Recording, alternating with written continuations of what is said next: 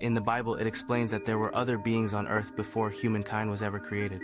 In Genesis 1 verse 26, God said, "Let us create man in our image, after our likeness, and they shall have authority over all living creatures of land and sea." But in Genesis 2 verse 7, it says again that God formed man out of the dust of the ground and breathed life into him. So was that a repeat of chapter 1 verse 26? I don't think so. So let me explain why it's two creations. You see, in chapter 2 verse 4, it says, "These are the generations of the heavens plural, and earth when they were created." So I interpret that times had passed, most likely generations. Here's more proof. Verse 5 said, "Every plant was inside the earth, for the Lord God has not caused it to rain upon the earth." And here's the most important part of that verse. "And there was no man to till the ground." Till means to prepare soil to be planted. So what happened to man? Either they perished from the lack of rain and plants, or they were moved to the heavens that God had created for them. You see, not only did God say we created man, we as in more than one entity. If it's we, then it makes sense why, in Genesis 1, the chapter starts with "and God" to Lord God after chapter 2. The Bible also said they created man in their image. The definition of the word image means a person or thing that closely resembles another. Likeness also means that these creatures were like God. That means that the first man God created were God's angel themselves. In the ancient Sumerian tablets, it states that Nintur was the mother of these beings, or so-called first man, and that she was the one responsible on engineering mankind. Since the Bible stated that we created man, it can describe as God having helped to do so. It also stated that Nintur, or her other name, Ninursag, was with her brother Enki when they created man. God could be described as being Enki.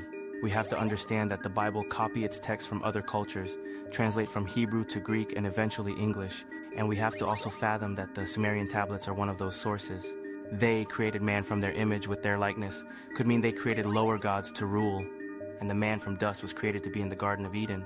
Consequently, that's telling me that there were two versions of man, the sons of God and the one created from the dust of the earth. But the Bible didn't say how far between that generation was from the sons of God construction and Adam being created. So that tells me that when Cain left after killing his brother Abel, he must have mated with the first man's daughters. And some scholars even stated that he took one of his sisters with him to have continued the legacy of Adam. But wait, I did say earlier that these men had died or had went to the heavens. I believe they were from the stars or the heavens, so to speak. It had to be so. Let me explain. The Bible described them as being the sons of God. It makes sense because of what Genesis 1 verse 26 states. They were created in God's image. But what chapter 2 verse 4 says this, "The generation of the heavens and earth of when they were created, in the day that God had created the heavens and the earth," that's telling me that time had passed. That can be related to generations when God had created the earth and heavens. That's what separates the first man's generation from Adam's, from the stars to this planet, or so to speak. Chapter 6 verse 1 mentions that when man began to multiply, the sons of God were attracted to their daughters and took them on as their wives. These sons of God spawned children that were famously known through stories of myths and legends.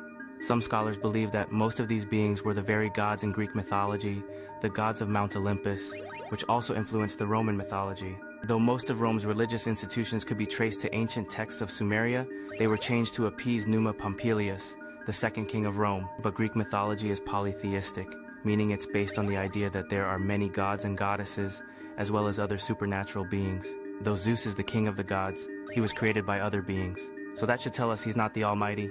Chapter 6 verse 4 said, "They were giants on the earth or in the earth, however you may interpret it." And it continues, "The same became mighty men which of tales old and renowned. They became legends, stories of valiant and heroism." This is speaking of the titans that challenged the gods of Olympus, that until the one true God sent a flood to destroy all, because chapter 6 verse 3, it says, "My spirit doesn't always strive with man, because he also is flesh," meaning man's daughters should have known better than to lay with the sons of God, and that's because their flesh is weak. Verse 7 says, "And the Lord said, I will destroy man whom I have created, and all creatures from the air, land, and the sea." So that is why giants, demigods, are not amongst us in this day and age, because the great flood washed them away. Thank you for watching. Like and subscribe. And these people are, like I said, gods with a lowercase g. They're just men. They're flesh and blood people that put their pants on one leg at a time, just like you and me. Anu went up to the sky, and Enlil took the earth for his people. The bolt which bars the sea was assigned to far-sighted Enki. When Anu had gone up to the sky, and the gods of the Apsu had gone below, the Anunnaki of the sky made the Ijiji bear the workload. So these people went up into their sky ship. They're just kicking back. They got their feet up. They're relaxed. They're They're chilling.